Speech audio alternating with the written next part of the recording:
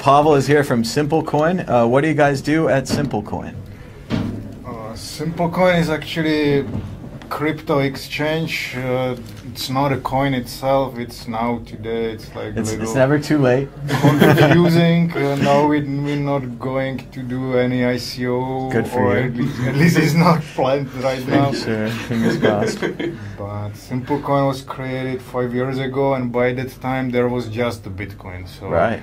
it was actually proper name for Bitcoin exchange because even Litecoin wasn't there. So it was just like nobody would mess it up with some whatever kind of strange 1,200 something coin. That's right. There are so many. But at SimpleCoin, can people use fiat to buy Bitcoin and other coins? Yes, we do. We started as a single pair exchange, like fiat krona to Bitcoin. Sure. And later we added euro, and this year we added other altcoins like Litecoin, Bitcoin Cash, Ripple, Ethereum. And what countries do you serve with SimpleCoin? Where can people use it? Most of the business we do in Czech Republic for the Czech kronas, because we are like the oldest exchange, the biggest one, and we're trying to expand slowly into European market. So we have good position in Slovakia because we went there like in 2014 already with the Slovak version, and they have their Eurozone, so they trading with euros, which is then SEPA payment, which is like transparent across the whole Europe. So we're trying to reach out to other countries, which is not easy, but we're trying. And do most of your customers access it through a web page, or do you also have an application on the phones? We only have a web page, but it's optimized for mobile, so Excellent. It just works really nice today. So if you use your Android, you will have Gmail, so you can do social login without any password, and you can start trading immediately because we do anonymous trading up to 400 euros per month.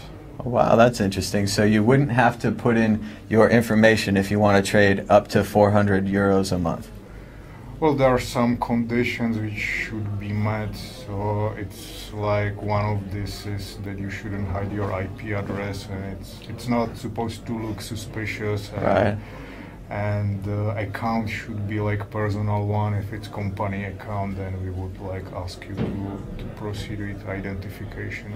But most of the normal people can start can try it with small amount, and it should work fine.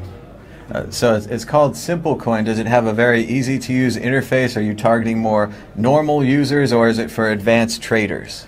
It's really as simple as it can be. We started the company, we made it in 3 weeks.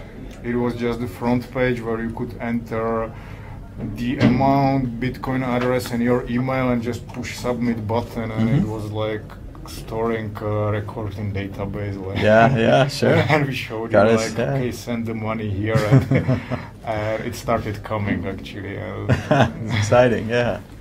That's what we're trying to keep. It's getting a little more complicated because we have now we do cross exchanges, so it's making the price calculations much more difficult because you don't have one price, you have like table of prices, because you can do like Monero, or you can do like Litecoin to Bitcoin Cash exchange. And sure. Rather than just the straight USD exchange, you actually are trading the coins and they're actively moving, and you have to match them up somehow, right? So how about advanced trading stuff like limit orders and stuff like this? We are preparing that, so we don't have an order book. So we're trading against the biggest exchanges. We have like 3 or 4 big exchanges with different currencies. So we don't really want to keep our crypto in our wallets for a long time. And but we're thinking we will create kind of limit order, because now it works like you can also suspend the order. So if you just create the order and just put it like on wait, then you can pay it already. It gets like received, activated, and then you get a button like which you press anytime and you get the actual price. So it's now very easy to create limit order where you just say like push the button when the price is better than this, or so that's the next step. I think we will have it within like 1 month. So I would say you're more of a classical exchange where people go to trade their Bitcoin for their Litecoin, and then maybe you take your Litecoin, put it in your hardware wallet. Do you suggest that customers hold their funds on your exchange, or is it more go there and trade and come back later? The idea is to do it like you would do Czech krona to euro exchange in train station. You just go there, give one money, get another money. Right. Everything is cleared, and you leave. We have no debts. You have no debts. All the business is like closed. So that's the idea. But many people just wants to have this limit orders, so Sure. we will probably do it. It changes the game significantly, because then you keep, because right now we work with our own money, so if we get robbed, if we lose the money, it's our money, and like we don't have to deal with any customers who lost funds. But if we just say like, okay, you can now create these limit orders, you can deposit, like tens of or hundreds of bitcoins, Sure, and then it sure. gets lost. We would have to like think about cold storage. And, Exactly, yeah, you're going to need a all cold these storage things like this, solution. so- And I was just going to say, do you have the normal security, 2FA, secure passwords, all these kind of things? We have 2FA already right now, and still the idea is to keep this for normal people. Like Right. if you really change fiat money in your bank, you never open orders, you don't place limit orders. Sure, sure. You just see the price table, you just say I need it now, I see the price, I send the money, get the other money. So that's what we want to stay with. We will probably add more coins and keep it still as simple as it can be. Well, and it's very important to have these options for normal people so they can try out Bitcoin and other cryptocurrencies just in the way that they use their online bank accounts. The things that they're used to, log in, password, buy something, done with it, that's the way it needs to be. And I think it's great that you're trying to keep it simple and make it easy to use. And Thomas is always defending the use case of a complete no-coiner, a complete newbie, going to this exchange for the first time. So what is his process? How fast and with what type of effort can he get his hands on the first Bitcoin? We don't deal with wallets, so we expect like the client already know what Bitcoin is and how, at least the principle, how the wallet is working. We have created pages like how-tos, how to get the wallet, how to install it. We have some with some video helpers, how to install Electrum wallet on your desktop, how to register a blockchain info wallet. Right.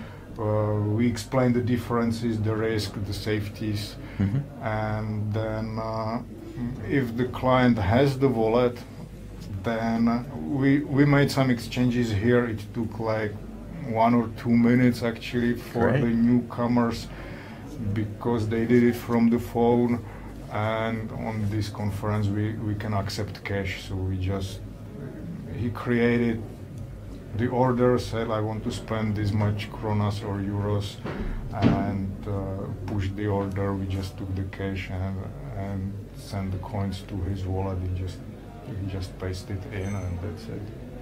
And we know that you're one of the sponsors here at HCPP, and in addition to sponsoring this conference, in what other ways are you reaching out to the local Czech community, going to meetups or maybe advertising, these kind of things? How are you bringing new people into Bitcoin and into your exchange?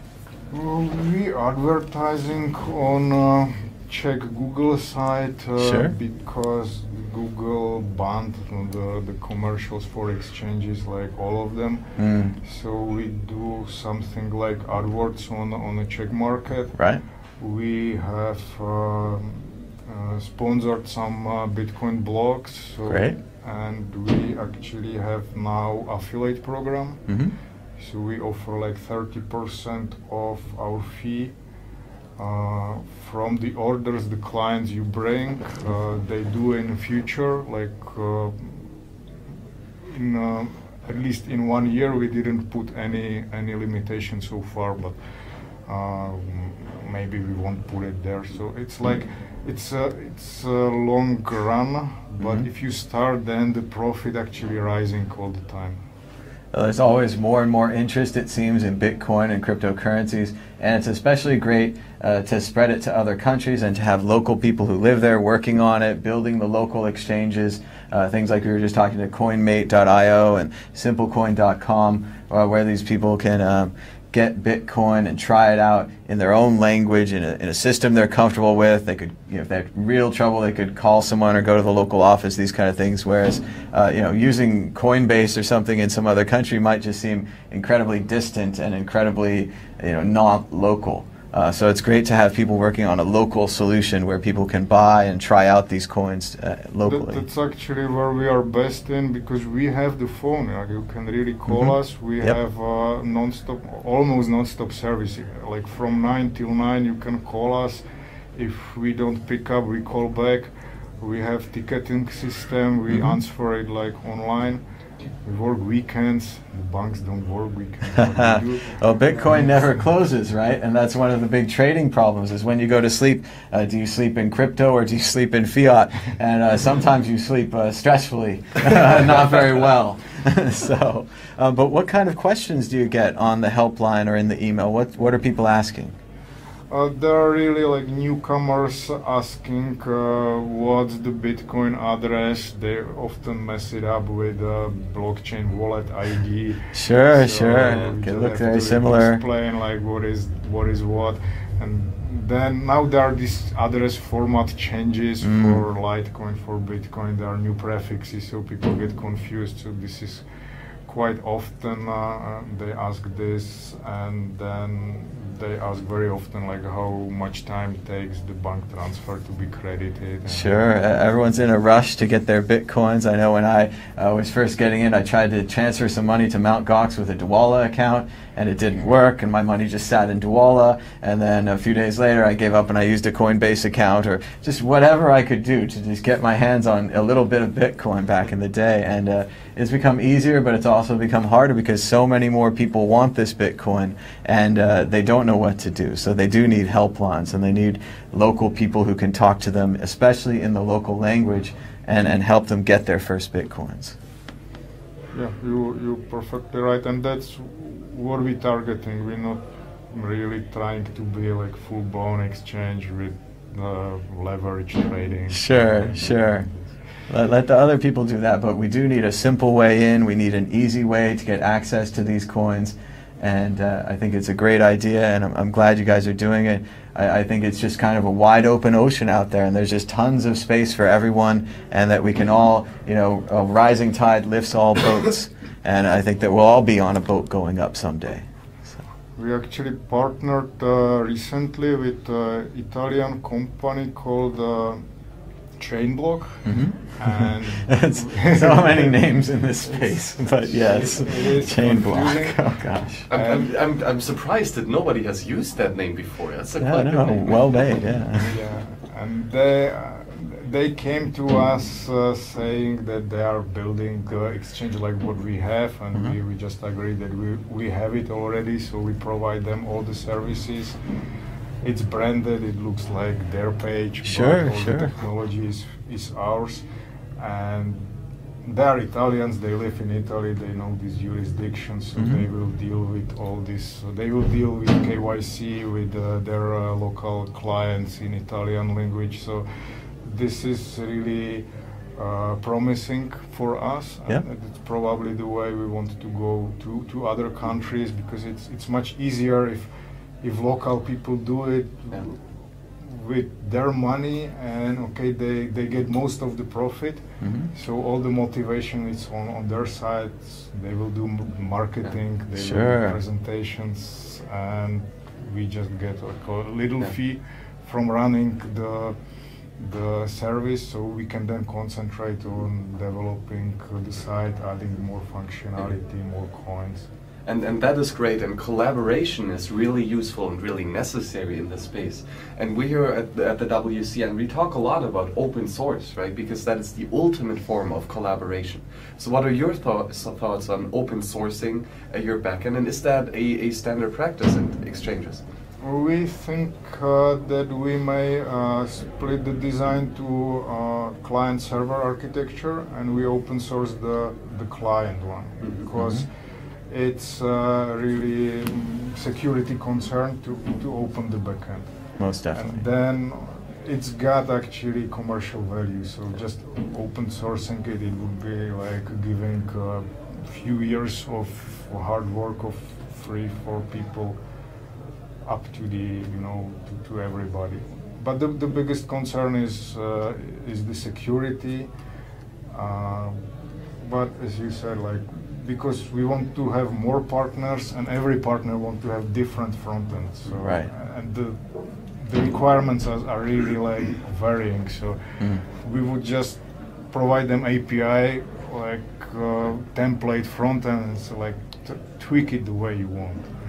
And we were talking to John Light earlier about upgrades and forcing them, and if people are ready. And I think you can do it quickly or you can do it safely. And I'd like to do it the second part, especially when it's my money or my friend's money or my family's money on the line. That extra step of testing and security and making sure that it's ready before you push it out can be the difference between losing everyone's money or running a good business. Yeah, we have the advantage that we did it quickly already back in 2013. Yep, yeah. And then, okay, we started like little upgrades, changes, and then it came up to this hard solution saying like, we can't like do it forever this way. No. We just started from scratch. We threw every single way. Absolutely. And we said, like, let's do it the best way, the way we can work forever. So, for example, now we use the core wallets everywhere, which is giving the big advantage. Like if there are like protocol change, address change, whatever, we just upgrade the wallets and we have it right in the system. So. All right, that sounds great. Where can people find more about SimpleCoin? They can just go to simplecoin.eu and try to register. They can reach to us by email, they can reach to us on our Facebook profile. And I suppose the easiest way is just to check it out, try it out, because we do trades since €5, I think. So. Well, that's great, and thank you so much for sponsoring the Paralelní Polis conference. I think this is a really great place, and we always want to recognize the sponsors and thank them, because it really does make this possible. There's a lot that goes into making a conference like this, not just what we do here or what the speakers do up there, but also what the crew does and what all the guys do in preparation, getting ready for this, and we really couldn't do it without the sponsors. So thank you so much for your support. Yeah, thank you for your invitation, and I hope see you again next year. Yeah, next year. Absolutely. It'll be great to see you again. So thank you so much. It's been great talking to you. From SimpleCoin, Pavel. And yeah, as Thomas said, supporting these types of conferences is really important. And yes, it can be done by public sponsorship by these types of companies. It is being done by the speakers, right, to dedicate their time. It is being done by all the tech people who make sure that the live streams are working and all that stuff. And of course, all the volunteers to make sure that there's enough food, enough drinks, and all that. So everyone is doing his little bit in order to support this community, and that's what makes it so beautiful, right? This collaborative approach.